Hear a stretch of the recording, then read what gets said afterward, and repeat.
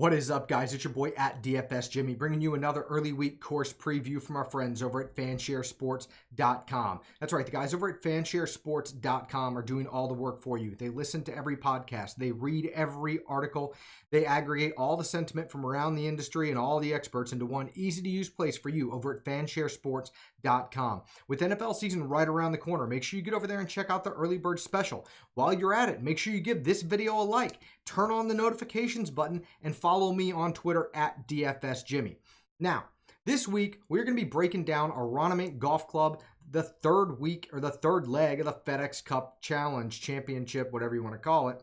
It's the third week, and it's at Aronimink Golf Club. Before we get to that, though, boom, one more time, Bryson DeChambeau gets it done, going back to back. First player to do that since Justin Thomas, the beginning of last year.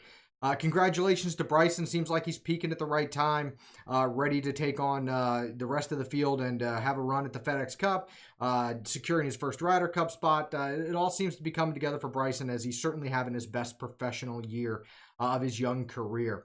So congratulations to him. We'll look forward to seeing him this week at Aronimink. And now let's get into it. Aronimink Golf Club. It's a par 70. Bent grass greens, originally designed by Donald Ross, set just outside of Pittsburgh, Pennsylvania, amongst the rolling hills of Newtown Square, is where Aronimink is officially located. Very traditional style golf course, old school design. Kind of been played around with a little bit recently. Gil Hans just completed a bit of a restoration project there last year. So the course will be different than any time that the players have seen it before. And speaking of seen it before, the players haven't seen this golf course since 2011. The last time it was used for competitive play with the AT&T. Prior to that, just 2010. So we only have 2 years of course history to work from, 2 years of scoring data to work from. And on top of that, the course has been, sort of refreshed and rejuvenated since then. So in a lot of aspects, there's going to be a lot of conjecture, a lot of speculation as to how the course is going to play this week. And I don't think anybody really has a great idea. 2011, 7 years is a long time. A lot of these players have never seen this course before. So we're going to do our best to kind of break it down for you. Take a look at some old leaderboards, see what types of games had success here in the past. Take a look at the scorecard, see where guys are struggling, see where they're going to have an opportunity to score, and what kind of golf course this is. Before we get into that, though, I do kind of want to touch on some of the renovations and some of my thoughts and notes about the course. A lot of dog legs on this golf course, which inherently kind of brings in two different ways to play the course depending on how risk or risk averse players want to be, and depending on the skill sets they have. If you're a bomber, you might be able to take some aggressive lines over some of these dog legs, whatnot. That being said, it feels more like an accuracy course to me with the lengthy rough. Again, this part of the country, we're used to seeing, 2.5, 3.5 inch, 4 inch rough. Very difficult to play out of, very difficult to access pins from, which places a premium on the fairway. That being said, though, one of the three major things that Gil Hans did was widen the fairways here. I'm not sure how much wider per hole they're going to be. I think they went from 26 acres of fairway to 31 acres of fairway here in the redesign. So it's hard to say, which holes got more fairway, less fairway, etc. The general idea behind widening the fairways from Gil Hans's perspective, shout out to Josh Culp for putting these interview notes up on his website at Future of Fantasy. Gil Hans was tasked with sort of restoring the course to its original sightlines, original type of feel, etc., which is kind of what Hans and his crew are known for. But when they set out to expand the fairways, they didn't really want to make it easier for the players. What they wanted to do was make them think off of the tee. Previously, with the average width being only 30 yards, Hans felt that the players were only concerned with hitting the fairway and not about, how they would approach the hole or strategically which side of the fairway to play from. And the way this course was originally designed, it was designed to be set up as a strategic golf course that required players to come in and access holes from certain sides of the fairway, give optimal lines into the pin and the greens, etc. With the game as it's gotten sort of more powerful, more technology behind it, they had to do some things to kind of bring the strategic aspect of this course back. And one of the ways they did that was widening the fairway. So instead of players just being solely focused on hitting the fairway, players now will have a little more leeway off of the tee to make a decision and prioritize which side of the fairway is most important to come in from. And to kind of help along that line and to keep players thinking 1 or 2 shots ahead, they expanded the greens pretty significantly here. And they did that mainly to allow setting pins on extreme sides of the green or in extreme corners of the green to make players play for a certain side of the fairway. Again, I think everything Gil Hans has done here is to reintroduce strategic golf to this golf course. I'll touch on that when we talk a little bit more about players that have had success here, specifically Jason Kokrak, who had a pretty good week last week. He had some interesting interview thoughts that differed dramatically from the rest of the interviews I read about this golf course. He took a very bomber-esque approach. Just, I'm going to grab driver, I'm going to hit it over the corner of every dog leg, and I'm just going to put a short iron in my hand into these greens, and it won't matter. And you probably could have gotten away with playing the old course that way. I'm not sure you're going to be able to do that as much on this course. They have lengthened it a little bit, and more importantly, what they've done to protect the greens is they've added over 100 bunkers. That's maybe the most significant change on this golf course. As well as the greens. The greens, in terms of the complexes themselves, I don't believe have changed a ton, but they have gotten larger.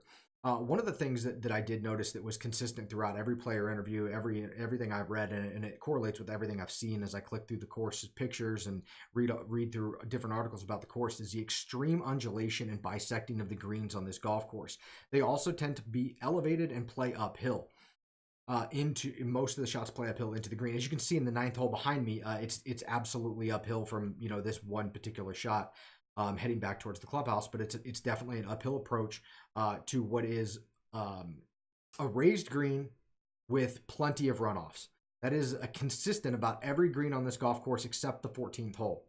The 14th hole has a fairly benign green that sort of funnels everything to the hole location. All the rest of the greens on this golf course are set up so that if you were not in the right section of where the pin is placed, you will be pushed to the furthest corner of the green or off of the green totally. So in terms of maybe a Donald Ross design, it's maybe a little bit different. The greens are very much more undulating than most of his other designs. Pinehurst number 2 comes to mind. But one of the things that players are going to have to contend with here is making sure they're accessing the right quadrant of the green. One of the other thing I read that was consistent amongst the interviews was 2-putting's difficult here, and that had to do with the size of the greens and the undulation. If you find yourself on the wrong side of the hole, it's very difficult to ensure yourself a 2-putt. That can only be exacerbated by expansion of the greens. Players really are going to have to focus on their long iron approaches here, in my opinion, and we're going to touch on that as we get into the card here in just a second. So we're going to dig into the card. We'll dig into a couple of the old leaderboards, and we'll see if we can come away with a clear picture of what it takes to find success here at this golf course amongst all the speculation that will take place this week. Something to keep in mind, it's a little too early in the week to talk about, but it does appear that weather is going to be a factor this week. Looks like some rain could move in midway through the rounds. Make sure you keep an eye on that because this course could definitely change how it's played. With all the dog legs here, if the course is playing real firm, guys are going to have to dial it back off of the tee to ensure that they're not running through the fairway. If it's wet out there and it's soft, guys will be able to take the Jason Kokrak approach, cut a corner, grab a driver, put themselves in the fairway or close enough to just get a wedge into the green. And if the greens are soft and receptive, they shouldn't have a problem with that approach. So keep an eye on the weather. I think it will very much dictate how this golf course is set up and how it plays for these guys this week. So we might have an opportunity to stack waves this week. But let's get into the scorecard and see how this course sets up. Par 70, bent grass green, 7,237 yards. It's about 30 yards been added to that. When Gil Hans redid the course, he didn't add a ton of yardage. Only about 30 yards were added to one of the holes. So they did add some tee boxes to make some of the shorter par 4s even shorter, more gettable, more enticing. And they've also added some more tee boxes to the par 3s. So I'll start with the par 3s on this golf course, and I think that they kind of set the tone for what this course is about, and it's about long iron ball striking. You have 3 exceptionally long and difficult par 4s, specifically the 8th playing 238 yards, averaging to full 3/10 of a stroke over par. It is a bear of the hole. It is the most difficult hole in the golf course. And I think it just sets the tone of how important long iron ball striking is. And as you read through, what was important to not only Gil Hans when he redid the course, but what was important to Donald Ross when he built the course, was to test the most important aspect of a player's game. And in his mind, that was long iron ball striking. The purest ball strikers found success on this golf course in his mind, and that's what I think Gil Hans has tried to maintain with his freshening up. And I believe, as I look through the golf course, that is probably going to be the most important thing. Proximity from 175 to 200 plus, or just long iron ball striking for these guys. Very similar to last week, actually. I think there's a lot of similarities between this course this week and the course last week, sans the difficulty. I think this course is much more difficult. You're not going to see a birdie fest here. You're not going to see a score fest, I don't believe. The course averages a stroke over par from 2010, 2011. I think we can probably see something similar to that this week, especially if the rough is up. Guys, will have to place a premium on the fairway. That said, again, make sure you pay attention to the weather. But when you look at the rest of this golf course, there's only there's two big red spots here. The long par threes and the long par fours really take a bite out of the scorecard for these guys this week. And the only group that plays under par are the two par fives, and one's not gettable in two. The other is marginally gettable in two. So this is a grinders type of golf course, in my opinion. I think it's a very strategic golf course. I think guys need to be thinking 1, 2, and 3 shots ahead with a focus on the pin placement. If the pin is on a certain side of the green, it'll dictate how they play a hole differently from one day to the next. Because of the sight lines and the dog legs around here. That said, with that in mind, I think you're going to see guys, taking different approaches to different holes, different days, right? They might be laying back one day and grabbing driver the next day, just depending on where the pin is and where they feel like they can be successful or where they can get aggressive. That said, there are some areas on this golf course where guys can get aggressive because there are some short par fours. There's actually quite a few short or shorter par fours. You've got 8 par fours that are under 450 yards. And of those, really, there's only 2 par fours that are kind of on the upper end of that range. The rest of them, are very manageable. When you look at the distances off of the tee that these guys need to hit, you don't need to be a bomber to kind of get at or access, a good approach shot and a decent opportunity for birdie on some of these holes. Like 6 and 7, for example, and 13, even number 11. These are just barely over 400 yards, if that. Guys don't need to grab driver if, there really is a premium on hitting the fairways this week. They can afford to lay back. So while it does appear that there may be a bomber aspect to it if the course gets wet, I don't think this is the type of course that's going to scream all bomber or all accuracy. I really think it is just a case of, who shows up this week and who is on, because we are down to the 3rd week of the FedEx Cup, right? This is the creme de la creme.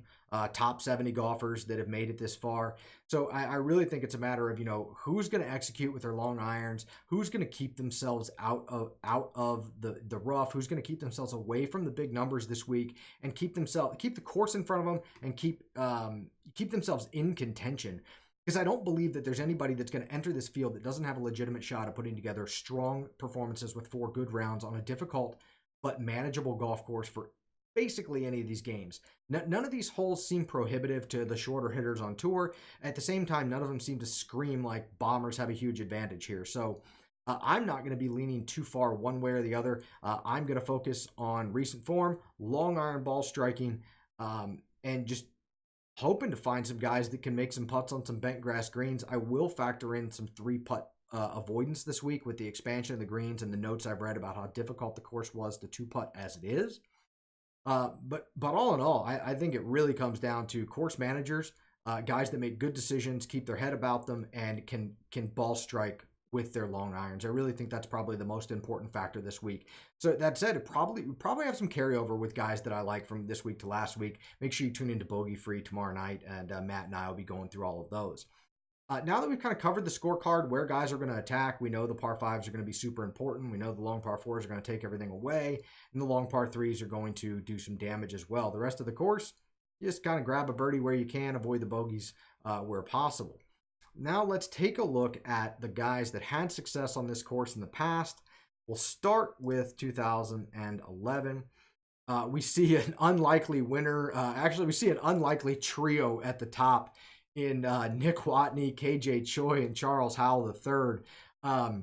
Interestingly enough, Jeff Overton there at T3, Adam Scott as well. notching a top 3. Real quick off the top, all of those guys right there are exceptional long iron ball strikers. Adam Scott, a premier long iron ball striker in the world. Charles Howe, one of the most consistent, if maybe not one of the more frequent winners, one of the most consistent long iron all around performers on tour. KJ Choi, the diminutive Korean, made his bones on the tour by just ball striking from long range and outplaying the field with those longer and mid irons. Nick Watney, same thing, exceptional long iron ball striker. Webb Simpson, we see down here at T8, another really, really strong ball striker. Chris DeMarco. Some of these names, we're going back 7 years now. Some of these names, guys, aren't really a factor on tour anymore. But as we scroll down, you see some names start to pop up. Ricky Fowler, a young Ricky Fowler, notched to 13th here. Unfortunately, not playing this week, but Ricky Fowler's, kind of gives you an idea of what his game is. He's very much a fairways, ball striking type of guy, clutch putter. You get down. Look here. We have a T15 from Justin Rose, who notched to 2nd place this week. And again, what does Justin Rose do? Exceptional long iron ball striker. As we continue to move down, we see the same thing. Kevin Streelman, Robert Garrigus, both known as terrible putters, exceptional ball strikers, especially with their long irons. Interesting, though, I said I wanted to touch on Robert Garrigus, and I will, and I do. He had some interesting notes about his time here at the course in 2010, 2011, and his notes differed greatly from the rest of the interviews I read. Garrigus took a very aggressive approach to this golf course and just decided that he's going to go for all the par 5s and 2. He's going to cut the corners where he can, and he's going to get the shortest club in his hand where possible. He took a very aggressive bomber's approach. You see in the second round that might have bit him a little bit with a 72, but it worked out the rest of the way there for him. So it's hard to say. There is, based on Robert Garrigus's account, a way to attack this golf course by, kind of grip it and rip it or bomb and gouge. When I look at the rest of the leaderboard here, I don't think that's the predominant strategy. I think that you probably have to play a little more strategic than that. But just so you know, guys have had success here with that. Down here at T20, maybe the last name I'll talk about, but interesting, an amateur in Patrick Cantlay put up a top 20 here. Pretty encouraging stuff on a very difficult golf course for, what is Cantlay known for? Exceptional ball striking, right? So I think that, the 2011 leaderboards tells us a pretty clear story that long iron ball striking is incredibly important to success here. Let's take a quick look at 2010. Oh, look, Justin Rose. Justin Rose won at this golf course. So you have 2 years of strong performances by a premier long iron ball striker in the game. Tells you all you really need to know about this. As far as bombers go, a couple more found success here in 2011. This could have been 2011. Might have been the year it was wet. I get the years confused. One was wet, one was dry. So the course played very differently the 2 years that the guys saw it. But you do have a few more bombers that found success in 2010 than they did in 2011. Guys like Jason Day. You've got J.B. Holmes up here. Mark Leishman, bit of a bomber himself. Nick Watney, back-to-back years, top 7 and then a win. And Justin Rose put together a top 10 performance, or 13th last year, or 2011, and then won the previous year. So again, I think long iron ball striking is very clearly the route to success. It's probably where I'll be focusing my attention this week. When you scroll down here, it's interesting to note there are a couple of guys that maybe found other ways to do it. For example, Brian Gay, very good long iron ball striker, but a very short hitter, Brian Gay, but an exceptional putter. And there's some other really strong putters, Jason Day, that have, for example, that found their way into contention here in 2010, 2011. Chris DeMarco, actually a very strong putter back in the day, and he found top 25s back-to-back years here. So I think as far as Jim Furyk with a 33rd here, another really short hitter, but an exceptional long iron ball striker, found his way into the top 30 in 2010. Like I said, with so little course history to go on, I think it's difficult to kind of paint yourself into a corner and say that you know how the course is going to play. I think that I'm going to focus on long iron ball striking and 3-putt avoidance, along with strokes gained tee to green, as maybe like the 3 most important stats You could maybe throw par 5 scoring in there for DraftKings, just because, there's the only place guys are really going to find birdies on this golf course in any quantity across 4 days is going to be on the par 5s. So certainly can mix par 5 scoring in there as well. But I think long iron ball striking, par 5 scoring, 3-putt avoidance, and just in general strokes gained tee to green is probably the your best 3 or 4 stats to be looking at. I don't want to get too specific this week because, again, guys haven't seen this golf course. It's going to be the first time for many of them. The course will look different and be different for any of the guys that have played it before. There's only a few names that you could even draw any kind of link or correlation to course history that will be in the field this week. So I don't think I'm going to get too wrapped up in any of that stuff, and I'm just going to focus on the long iron ball strikers, strokes gained tee to green, par 5 scoring, and just, good recent form. Because I really do think that this course is one of those type of courses that doesn't favor anybody's game one way or the other. I think it favors the guy that shows up and puts the best 4 rounds together consistently across, all the aspects of his game. Greens are going to be missed here. There are lots of runoffs around these greens. Balls will be funneled, away from, the quadrant that the pin is in if they're not squarely inside that section of the green. So, I think the whole game is going to be tested here. We're not going to have like a stat picture or anything else from 2010, 2011. So that's why I say strokes gained tee to green. So you grab some of that scrambling as well, because guys will need to scramble. The addition of 100 bunkers is huge. It's really kind of hard to understate or overstate that. They went from having like 75 bunkers here to like having 175 bunkers. So, a lot of cross bunkers, a lot of bunkers going to be surrounding, guarding the greens, guarding the pins. I imagine they're going to be tucking some tight pins behind bunkers on uphill approaches. So again, just a very strategic golf course, in my opinion. I think guys are going to have to pick the right side of the fairway for the location of the pin each day in order to give themselves consistent access to an opportunity at a birdie. So I'll be favoring strategic golfers, golfers in good form, and golfers that have exceptional long iron ball striking. That said, guys, I think that's going to do it for the early week course preview this week. I want to wish everyone the best of luck in the 3rd leg of the FedEx Cup Challenge.